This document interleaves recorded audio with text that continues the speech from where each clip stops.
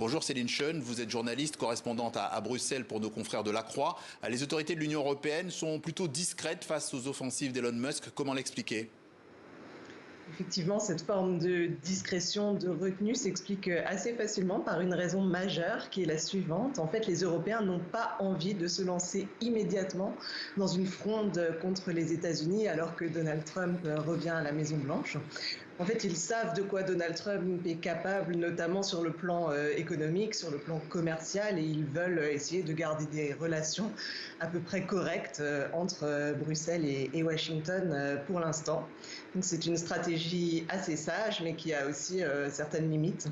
Effectivement, cela dit, Emmanuel Macron a accusé il y a 2 jours le patron de X de soutenir une nouvelle internationale réactionnaire. Quels sont les outils concrets à disposition de l'Union européenne pour contrer Elon Musk ? Il y en a un qui est vraiment majeur, qui s'appelle le Digital Services Act. Donc c'est une loi européenne qui prend la forme d'un règlement européen et qui est en application depuis maintenant 1 an, bientôt en février ça fera 1 an.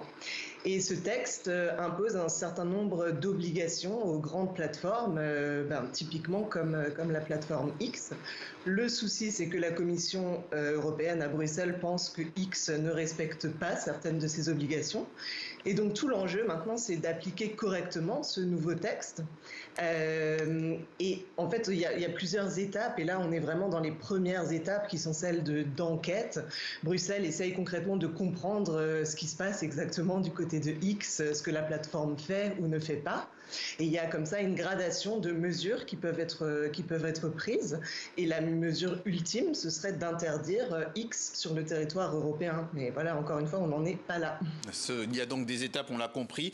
Thierry Breton, l'ancien commissaire européen au marché intérieur, montait souvent au créneau sur ces questions numériques. Aujourd'hui, il n'est plus commissaire. Qui s'intéresse à ces dossiers de la même manière ? Justement, personne pour le moment. On est dans une période assez étrange à Bruxelles qui est celle de l'entrée en fonction d'une nouvelle Commission européenne. Effectivement, Thierry Breton n'a pas gardé son poste de commissaire responsable du marché intérieur et des questions numériques ici à Bruxelles. Et sa présence manque un peu, un peu plus. Manque cruellement aux Européens. C'est vrai que lui, il osait vraiment hausser le ton vis-à-vis d'Elon Musk, et lui, en fait, c'était vraiment le grand architecte de ce Digital Services Act. Donc encore maintenant, même quand il n'est plus à Bruxelles, même alors qu'il n'est plus à Bruxelles, il continue de plaider pour l'application de ce texte.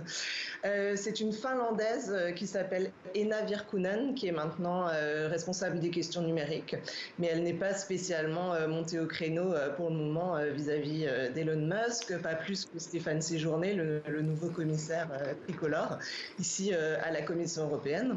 Une autre figure qui manque, c'est celle de Margrethe Vestager, qui était un peu vue comme la dame de fer et qui